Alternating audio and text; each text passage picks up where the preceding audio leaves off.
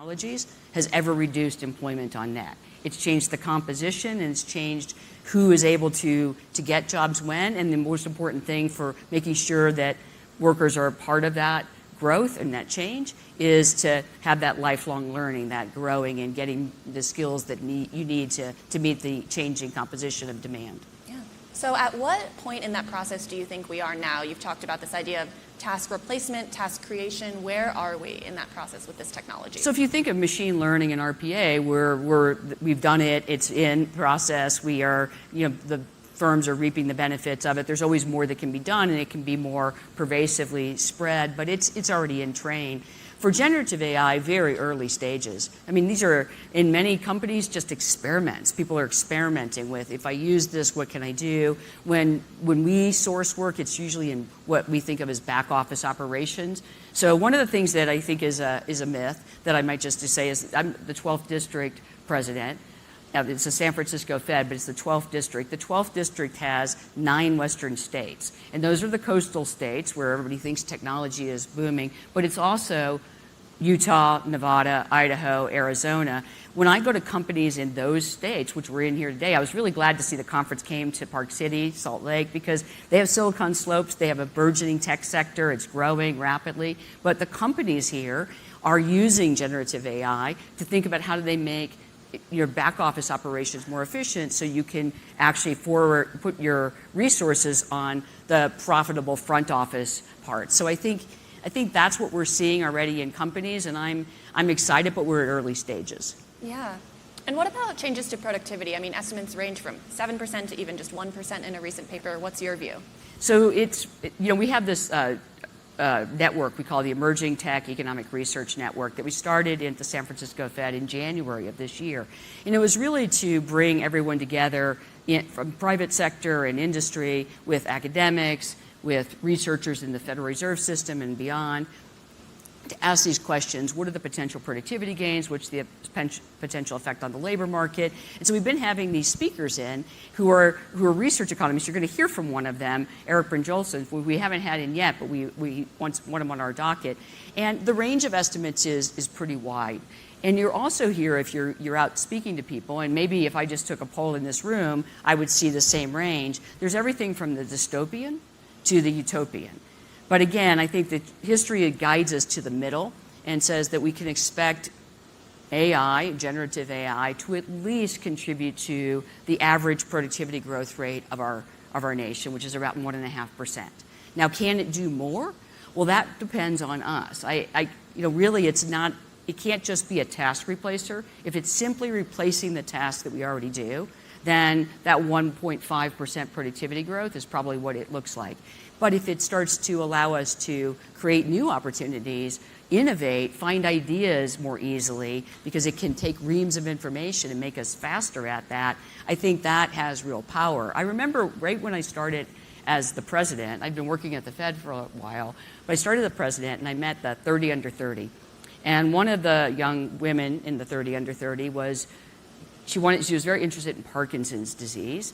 And she said one of the problems with Parkinson's that couldn't advance the research is that there are articles written all over the world about it, but nobody could put them together because it was just too impossible. But generative AI allows you to feed all of that in and say, here are the 5 things that would be most productive to work on because you have this. Now that's an idea generation assistant, and I think that's where the possibilities are. So open question about whether it really boosts productivity. I think you're going to hear Eric talk about how it could, but ultimately technology is a tool, and whether it does or doesn't, if in a decade we say, oh, that was disappointing, well then that's because of us, not because of the technology. It has power. It's about, do we have the ability to figure out how to harness it?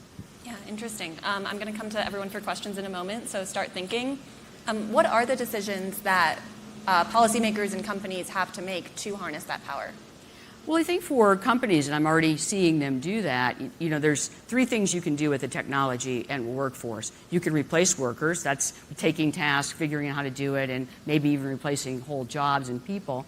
You can augment, make people better with the technology, or you can create. And I think for firms, it's really about doing those 3 things, thinking about what is possible, not only what tasks can I get better at and make them more productive, but also how can I augment my workforce so that they're better able to do their jobs and I can grow my sales or my output more quickly, more effectively. And then, of course, it creates opportunities. This is a way I use this example because everybody can understand it. When the iPhone first came out, I remember being in a conversation, not of technologists, but of other folks, and they said, I don't know what this is good for, it's just a bigger screen.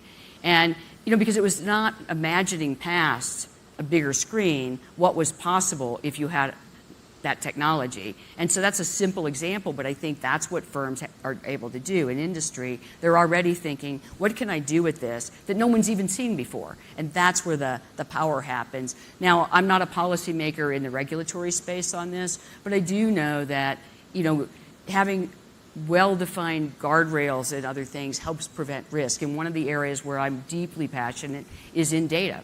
Data are easily available now, but we have to be just as scrupulous in how we think about those and making sure there's good quality, that we know where the gaps are. We don't want to miss data that is important to making sure the models are trained appropriately. Whether that's true in machine learning or generative AI, you put poor data in, you get poor answers out. So making sure that data quality is there and data privacy is accompanying it. Yeah. So let's go to a question that I think everyone probably has. Is a rate cut coming, and when?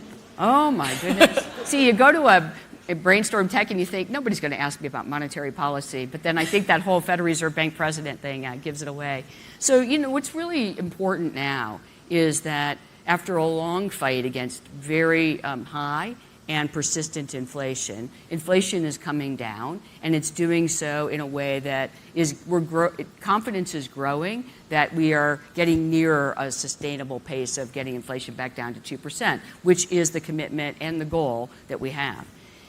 On the other side, the labor market is now slowing and coming back into better balance. And I'd say at this point, the risk to our mandated goals, which are price stability and full employment, and Congress gave us those goals, those are our two responsibilities, those goals are better balanced, and the risk to achieving those goals are better balanced. So we have to keep our eye on both sides of the mandate, and that means that over time, as inflation comes down and the labor market slows, we have to make sure that we're holding rates high enough that we don't lose that inflation fight, but not hold them too long and risk worsening the labor market to a point where it's challenging for people to get jobs. Ultimately, people want both things, price stability and full employment, and that's what we're doing. So I see a policy adjustment over the next, over the coming terms, and I'm not going to give a term. I'm not going to give time-based guidance. I'm not going to tell you when the rate cut is, how many rate cuts might come. But I do think it's time that, you can see it from Chair Powell gave remarks today. There's just a time period where some normalization in policy is a likely outcome, but how likely it is depends on the data that come in, not where we're standing today. We have a lot more information to get before we can make any real determination. Interesting. So do we have any questions for President Daly? Oh, one right there. Lots of questions. Please, if you could just introduce yourself briefly. Raja Dudala, Churchill Asset Management. President Daly, question for you. My understanding is that the 2% number was just picked out of random by someone, I don't know, New Zealand. Is there any discussion about whether that's the right target? So that's not completely true. In fact, not at all. I mean, it's probably an internet myth. So Reserve Bank, right, how New Zealand gets dragged into this is the Reserve Bank of New Zealand, Central Bank of New Zealand, actually did inflation targeting early on, and they were the first central bank to officially go to inflation targeting. The Federal Reserve had long had an understanding that lower inflation is the best way to maintain a healthy economy. It's the foundation of a good economy. And then we picked a 2% target, but that really had little to do with the fact that the Reserve Bank of New Zealand had done it, and everything to do with you want an inflation target that isn't so high that people think about inflation all the time. You really want it to be a background variable. And you don't want it too low and risk the fact that if it goes down, which it can do, if it falls, you get into deflation, which Japan has been struggling for 2 or more decades to get out of, 3 decades really. So you wanted to pick a number that give you a little buffer, but also didn't have it in the front of people's minds. And so I think 2% is a reasonable target that we have been successful at trying to achieve over time. Sometimes we run too low, as we did for a decade leading up to the pandemic, and right now we're still trying to bring inflation back down to target. But I think that keeping 2 is really important, especially now when we're not at 2, because that is the foundation of our credibility. Interesting. I think we had another question up here. Oh, right there. Yeah, hi, my name is Siddharth Agarwal, and I'm with a SaaS software company called Freshworks. So when the interest rates started going up, first it affected the technology companies quite negatively because of the future cash flows. And then, the whole AI stuff with NVIDIA and the supply chain around TSMC, SML, et cetera, those companies have been just killing it. Where do you see how do you see these companies doing from a valuation perspective, both the ones that are in the chip side of it, AI chip side, and tech companies that are not in the AI chip side as the interest rates come down? Well, one of the things that I have learned from, I started at the Federal Reserve Bank of San Francisco as a research economist, fresh out of getting my PhD, and I was right in the middle of the boom in technology and ultimately the computerization. And what I learned at that point in time, and it still remains true, is that the valuations on whether it's a .com or tech, they move around in ways that aren't always tied to the movements of the real economy and to interest rates. So how the change in interest rates will affect the valuations is not clear, but I do know this, and this is something that's really important to policymaker. It doesn't directly answer your question, but I think it's an important thing to say. There was a long 5 years period where researchers worried that monetary policy could no longer be effective, that our transmission mechanism was muted, maybe even broken, because the big driver of the economy was tech. And so when we raised interest rates and the tech sector felt it, it is, I'm sure, not pleasant for the tech sector, but a good reminder that the transmission mechanism, monetary policy works, the Fed raises the interest rate, other interest rates move in lockstep, and the economy slows. And I think that it just reminds us all that new industries come and they're up there and they're the forefront, but they still respond to the monetary policy tool. And that was a useful thing for us to see in real time. How NVIDIA will do when we lower the interest rates eventually, I don't know. If I knew that, then I would I'd be able to do more like crystal ball predictions. I'm just completely focused on the path of policy. Interesting. Well, on that note, we're in an election year, a dramatic one. With the Trump presidency, we might see a pretty abrupt change in policy. Does that affect your ability to land the plane as you've described it? So one thing that I think is really useful for everyone here to hear, if you haven't heard it before, or know if you've heard it again, it was a useful reminder, is the Fed is a completely apolitical, non-political organization, and we were given our goals by Congress, and the goals were independently, without an eye to politics or the administrations or the fiscal environment we're in, to really just think about what would you do to get monetary policy of one tool and 2 goals: price stability, full employment. What would you do to the interest rate to ensure that we achieve these 2 goals simultaneously? So that's what we're working on. And we at the Fed do not deal in hypotheticals. We work with the economy we have. And right now, the economy is, it's an economy that is slowing, moving back to a sustainable pace of growth in the labor market and lower inflation, but we're not there yet. So even though we're getting nearer a time when I think that we will achieve those goals we had, we're not there yet, and that's where the focus has to be. Interesting. But, Trump has been particularly hostile even toward the Fed. That doesn't worry you?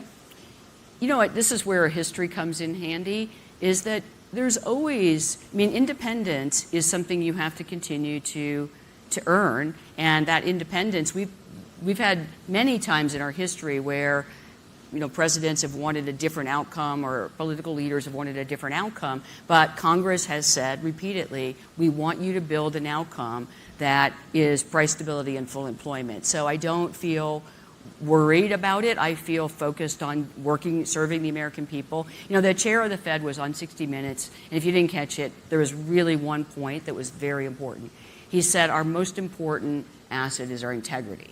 And I'll add to that, our most important tool is the trust the American people have in us. And so maintaining that apolitical nature and just working hard on delivering on our goals, that's what, the American people are like our shareholders.